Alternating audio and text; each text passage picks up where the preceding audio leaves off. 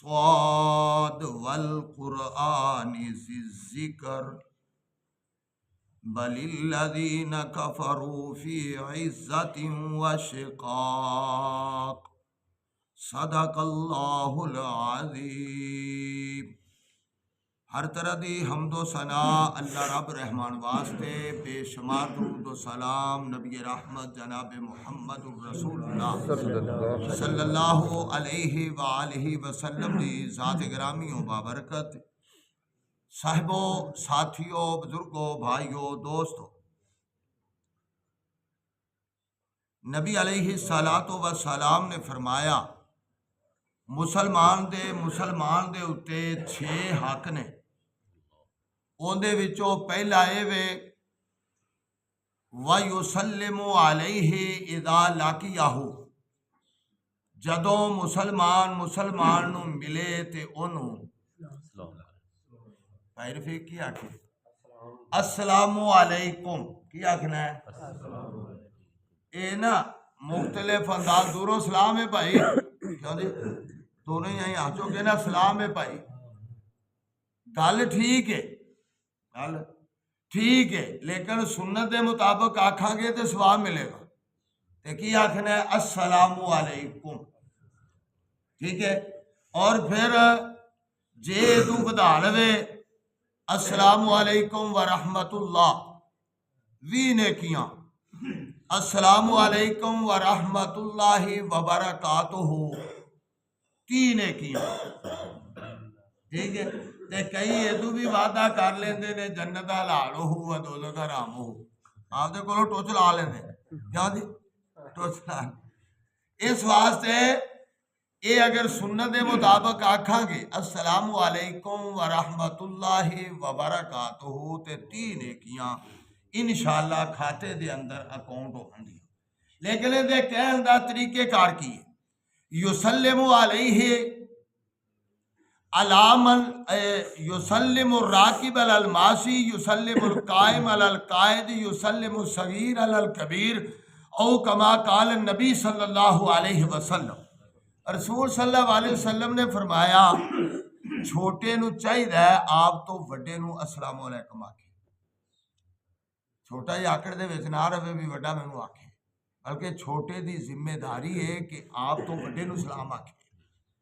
ते जे छोटे नूं चेता भुल जाए तो वड्डा आख भी लवे तो उनकी शान च फर्क पैंदा कोई नहीं। क्यों? नबी अलैहि सलातो व सलाम दा तरस ते तरीकेकार जिसते आपां कलमा पढ़िया है, उन्हां दा तरीकेकार इंज सी कि सहाबी आंदा है कि मैं बड़ी कोशिश करता कि मैं अगों छुप के खड़ा रहिंदा ते अगों ती रो के मैं सलाम आखां, ते अल्लाह दे रसूल सल्लल्लाहु अलैहि वसल्लम फिर पहल कर जाते।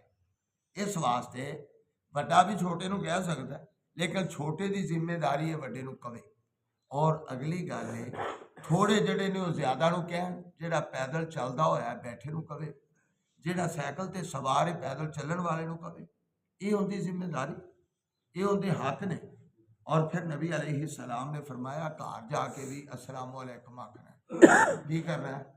अस्सलामु अलैकुम आखना है। एक थां ते दरद दी तां ने आके मौल जाओ खुदा दा कहो करो, बुढ़िया नूं सलाम आखिए जाके, अगे नहीं कम सूत्र आदा मगरों बुढ़िया नूं सलाम आखिए, मौलवी साहब जल्दी करो तुसी। हालांकि दीन बराबर है, मुजक्कर और मुअन्नस वास्ते, मर्द और औरतों वास्ते दीन बराबर है।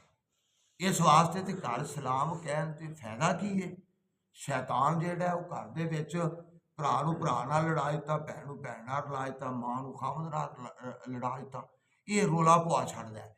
ते जदों बंदा घर जाके सलाम आंदा है ते शैतान उथों भज उठदा है, घरों भज उठदा है ते बाहर बूहे च आके की आंदा है, आंदा भाई गल सुनो मेरे नाल दो शतुंगड़िओ भज जाओ सारे जने। की गल है? कहंदा ला ताम लकुम वला मुबीत लकुम वला मशरब लकुम वला मकाम लकुम वला मस्कन लकुम। इस घर दे विचों बाहर निकल आओ, तुहानू खाण वास्ते कुछ नहीं लभना, पीण वास्ते कुछ नहीं लभना, पहनण वास्ते कुछ नहीं लभना, इत्थे रहण वास्ते जगह ही कोनी। जिथे रब की रहमत होवे उथों शैतान दा बसेरा उठ जाता, शैतान दा बसेरा उठ जाता है। इस वास्ते घर दाखिल होवो तो चोर तरह ना दाखिल होवो, बल्कि पैर खड़का लवो या फिर तेरा दरवाज़ा खड़का लवो ते फिर नाल अस्सलामु अलैकुम भी आख दिया करो। सलाम कहण दे नाल घर दे विच बरकतां हुंदियां, घर दे विच बरकतां हुंदियां ने।